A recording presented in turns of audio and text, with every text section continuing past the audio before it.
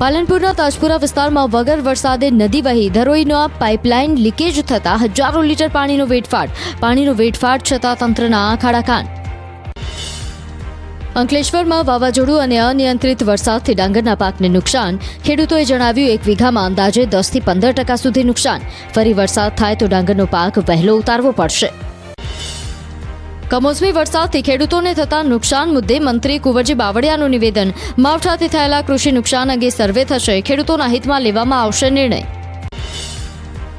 રાજધાની દિલ્હીની હવા ફરી બગડી। રાષ્ટ્રીય રાજધાની દિલ્હીમાં એક્યુઆઈ ખરાબ શ્રેણીમાં સરકી ગયું। અનેક વિસ્તારમાં વાતાવરણ ધૂંધળું જોવા મળ્યું। સુરતના પર્વતગામ સ્થિત અવધ ઋતિરાજ માર્કેટમાં આગનો બનાવ। આગ લાગતા સ્થાનિકોમાં અફરાતફરીનો માહોલ સર્જાયો હતો। ફાયરની ટીમને જાણ કરતા ઘટના સ્થળે પહોંચી પાણીનો મારો ચલાવી આગ પર કાબૂ મેળવ્યો।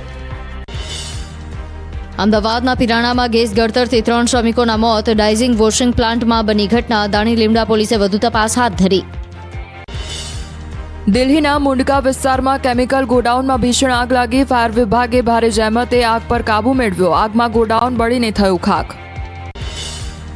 રાજકોટમાં 555 દીકરીઓના સમૂહ લગ્નના નામે છેતરપિંડી મામલે કેબિનેટ મંત્રી કુંવરજી બાવળિયાનું નિવેદન। દીકરીઓ સાથે છેતરપિંડીની વાત છે તે ન થવું જોઈએ। પાર્ટીના લોકો સંકળાયેલા હશે તો પાર્ટીના ધ્યાને મૂકીશું।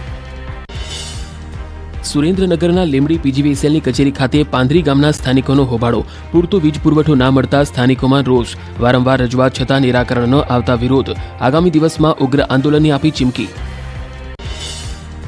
વડોદરામાં સ્માર્ટ મીટરને લઈ લોકોનો હોબાળો। વાઘોડિયામાં સ્માર્ટ મીટરને લઈ હોબાળો। જાણ કર્યા વગર જ સ્માર્ટ મીટર લગાવ્યાનો આરોપ। લાઇબ્રેરી બજાર અને નાની ભાગોળ વિસ્તારમાં કર્યો વિરોધ। સ્માર્ટ મીટર લગાડવા આવેલ કર્મચારીઓને લોકોએ આડે હાથ લીધા।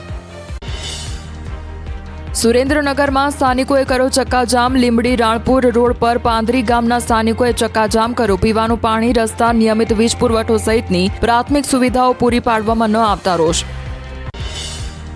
નર્મદામાં સ્ટેચ્યુ ઓફ યુનિટીમાં 34 દુકાન અને 10 મકાનના ડેમોલિશનનો વિરોધ વધુ ઉગ્ર બન્યો। ચૈત્ર વસાવાએ મૂળ જગ્યાએથી દુકાન અને ઝૂંપડા બાંધી આપવા માંગ કરી। 15 દિવસમાં ઉકેલ નહીં આવે તો સ્ટેચ્યુ ઓફ યુનિટીમાં વિરોધ કરવાની ચીમકી। અમદાવાદ શહેરમાં ફરી એક વખત મેગા ડિમોલેશન। મકરબામાં આવેલ અલીફ રો હાઉસમાં ડિમોલેશનની કામગીરી। 292 જેટલા મકાનો પર ફરી વળશે એમસીનું બુલડોઝર।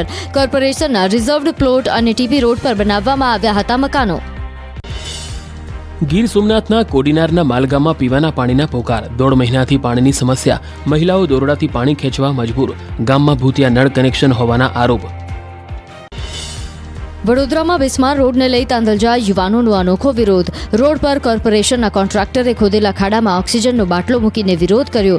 યુવાનોએ ઓક્સિજન માસ્ક રોડને અને પોતે પહેરીને વિરોધ પ્રદર્શન કર્યું। વડોદરાના રાજારાણી તળાવ ફરતે ગેરકાયદેસર દબાણ દૂર કરવા નોટિસ। ગેરકાયદેસર દબાણકર્તાઓમાં હરણી બોટકાંડના અસરગ્રસ્તોને પણ સમાવેશ। તમામને 19મીએ હાજર રહેવા ફરમાન। મહીસાગરના લુણાવાડા પંથકમાં કડાણા કેનાલ છતાં સિંચાઈ માટે ખેડૂતોને વલખા। વર્ષોથી ભૂમાફિયાઓ દ્વારા દબાણ કરેલતા વિરોધ। અનેકવાર રજૂઆતો છતાં કોઈ નિરાકરણ નહીં। કેનાલ તંત્ર અને ભૂમાફિયાઓની મિલીભગત હોવાનો સ્થાનિકોનો આરોપ।